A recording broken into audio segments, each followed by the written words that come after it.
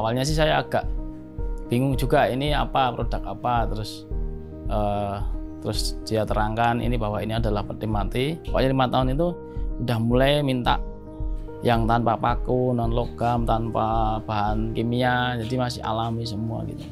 1 bulan paling 2-3 kontainer itu sekitar 300 sampai 400. Makanya kemarin kalau di Trangsan itu ketika di COVID itu justru mereka ini ada omset di situ.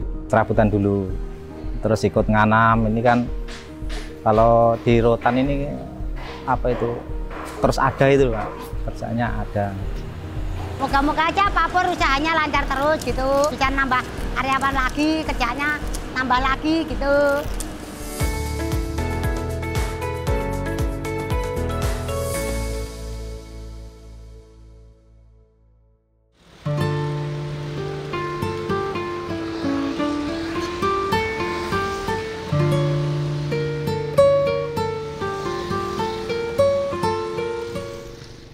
Di sebuah desa kecil di Sukoharjo, terdapat kisah luar biasa yang bermula dari usaha UMKM yang diwariskan orang tua dan kini telah berkembang menjadi industri besar dengan dampak yang meluas tak hanya bagi sang pelaku usaha, tapi juga bagi lingkungan sekitar.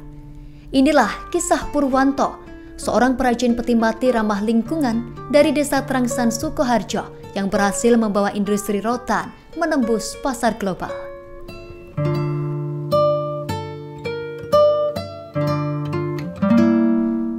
20 tahun lalu, Purwanto memulai usaha kerajinan rotan yang awalnya fokus pada pernak-pernik dan furnitur, kini berkembang pesat berkat inovasi yang tak kenal lelah. Melalui tangan terampilnya, Purwanto mengubah rotan, bahan alam yang melimpah, menjadi produk bernilai tinggi. 20 tahun menggeluti kerajinan rotan dengan karyawan yang hanya hitungan jari. Peluang kesuksesan dimulai ketika sebuah permintaan datang dari konsumen di Belanda yang meminta dibuatkan peti mati dari rotan, sebuah produk yang tidak biasa di Indonesia. Kalau rotan itu saya sebenarnya nerusin dari orang tua ya, istilahnya tinggal ngelanjutin. Terus kalau untuk peti mati itu awalnya itu ada salah satu apa istilahnya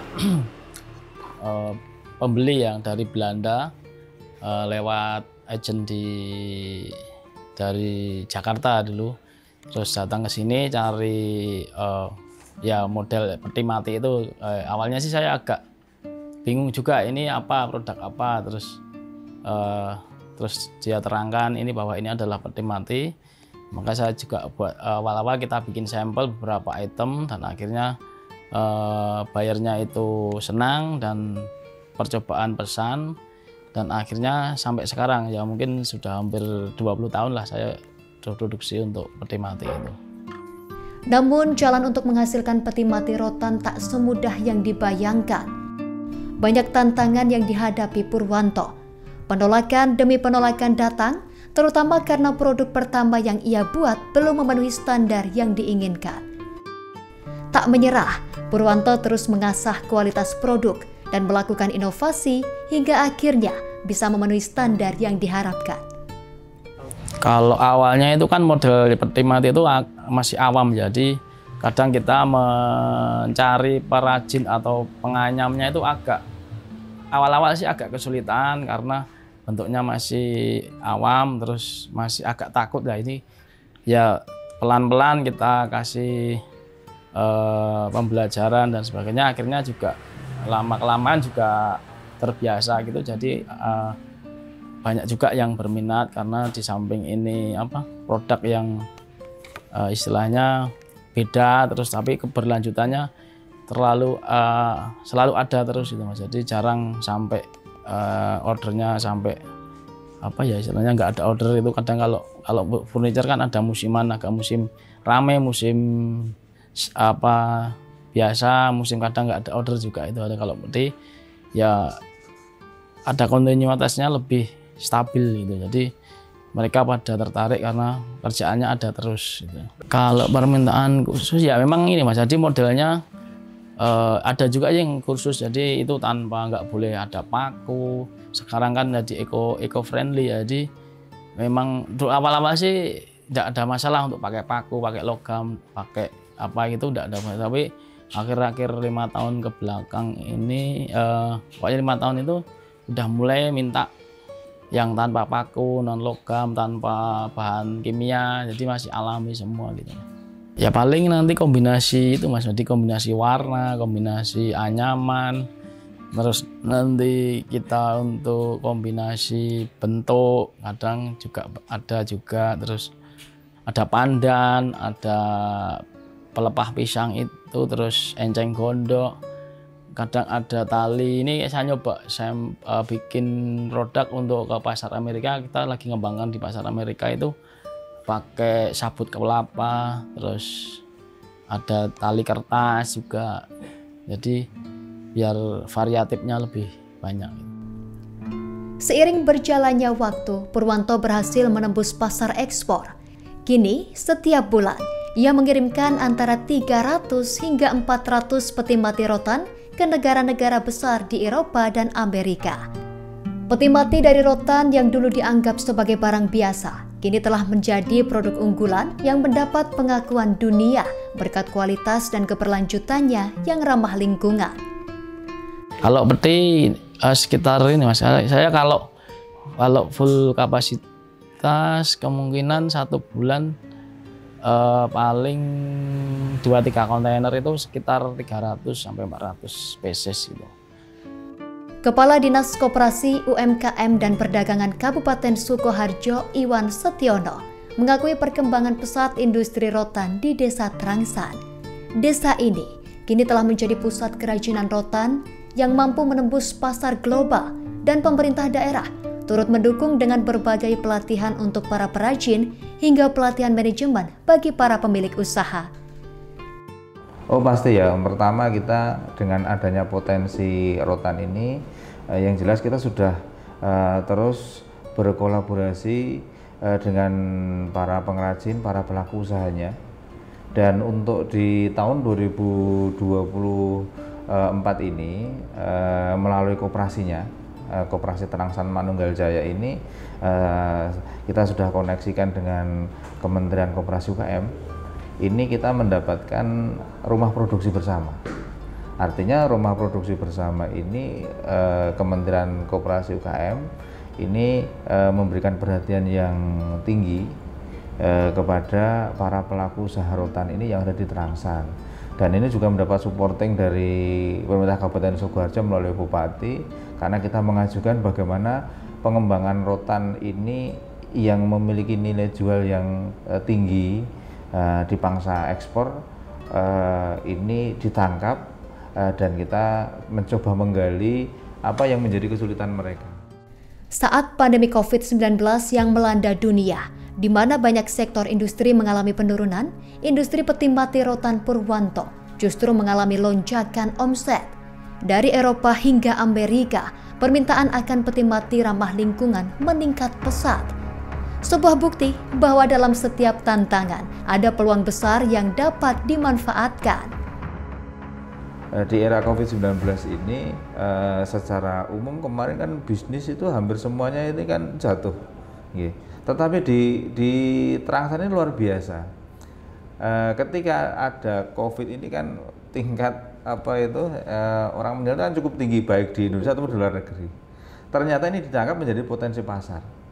Potensi pasarnya adalah bagaimana mereka berkreasi menciptakan peti mati dengan rotan.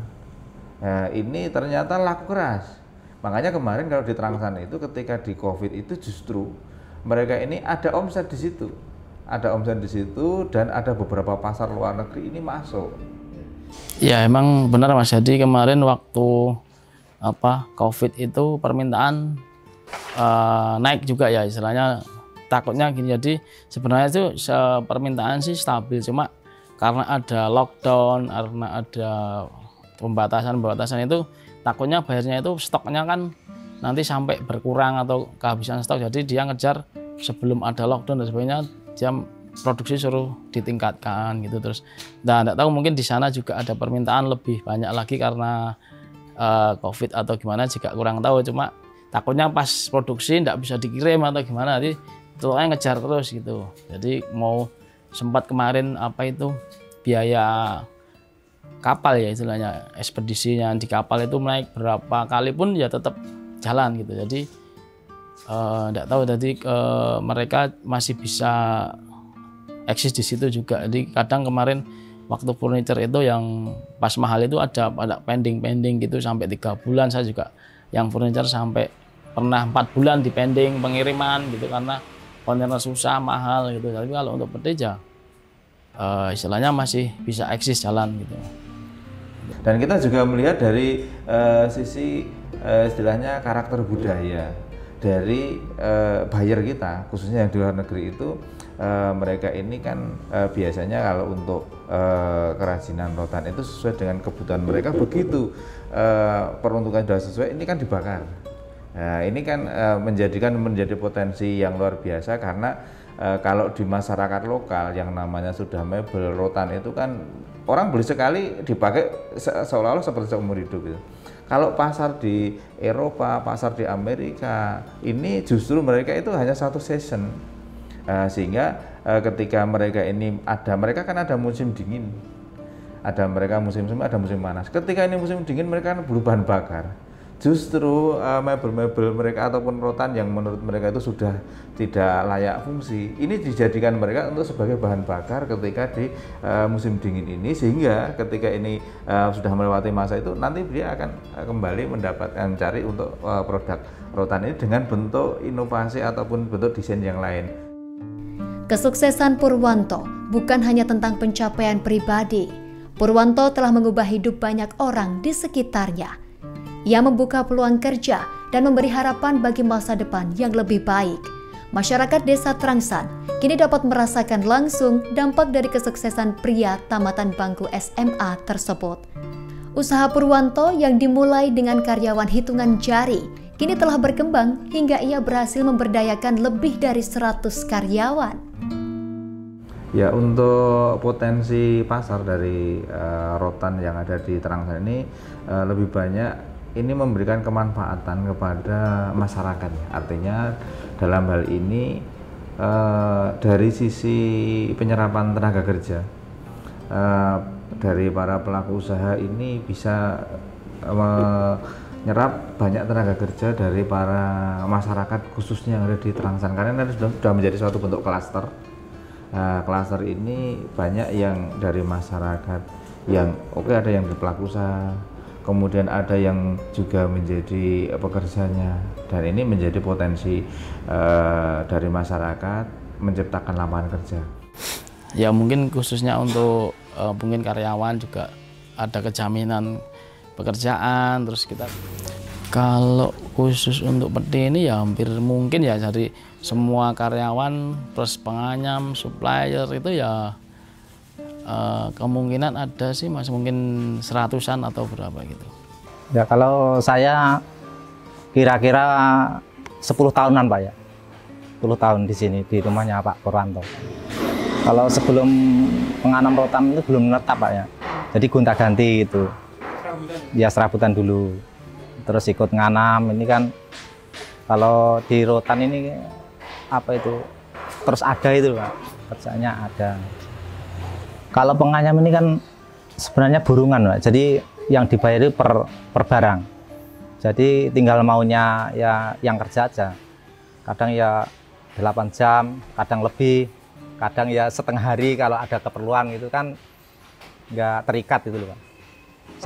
Satu minggu itu Pak ya, 1 minggu itu dapat 5 lah, dapat 5 biji. Ya. Kerja saya sisik, terus kerja ini udah 20-an tahun lebih lah. Anak saya masih kecil, udah di sini. Ya kalau bahannya habis, tunggu 2 atau 3 hari baru datang, libur dulu. Senangnya ya kalau rotannya enak, disisik ya gajiannya banyak, gitu. Kan kita borongan Mas, tuh. Moga-moga aja Pak Pur usahanya lancar terus gitu, bisa nambah karyawan lagi, kerjanya nambah lagi gitu. Siapa sangka peti mati yang selama ini identik dengan duka justru menjadi sumber devisa negara. Dari usaha kecil yang diwariskan orang tuanya, Purwanto berhasil menorehkan kisah sukses yang menginspirasi, sebuah perjalanan yang dimulai dari ketekunan, berpikir kreatif dalam melihat peluang, dan semangat untuk terus berinovasi. Ia telah membuktikan bahwa dari sebuah usaha kecil bisa lahir industri besar yang membawa dampak positif bagi banyak orang. Dari Desa Trangsan, Sukoharjo, Jawa Tengah, Purwanto menginspirasi dunia.